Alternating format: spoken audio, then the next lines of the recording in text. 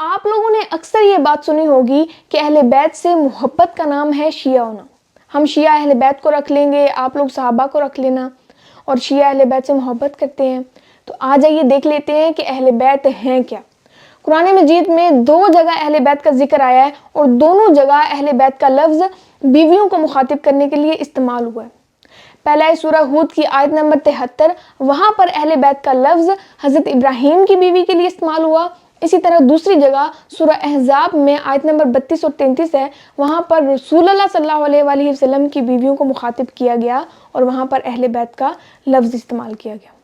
اسی طرح اگر شیعہ کتب کے ریفرنسز دیکھ لیں تو ملا باقر مجلسی کی کتاب ہے حیات القلوب، وہاں پر لکھا ہے کہ رسول اللہ صلی اللہ علیہ وآلہ وسلم تشریف لائے تو حضرت خدیجہ نے ان کے لیے دروازہ کھولا، تو آپ صلی اللہ علیہ وآلہ وسلم نے حضرت خدیجہ سے کہا السلام علیکم یا اہل البیت.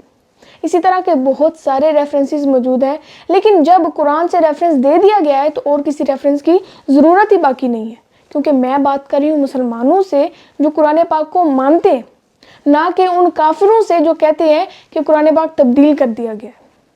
تو باقی سارے اہل بیت بعد میں آئیں گے، سب سے پہلے تو وہ آئیں گے جن کو قرآن پاک نے اہل بیت کہا ہے.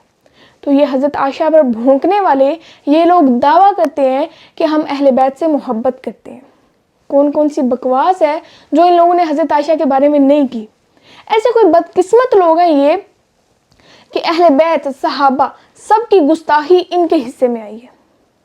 تواڑے تے اہل بیت نے تھوکنا بھی نہیں، کیونکہ آپ جیسے ناپاک لوگوں پر ان کی تھوک مبارک بھی نہیں گرنی چاہیے.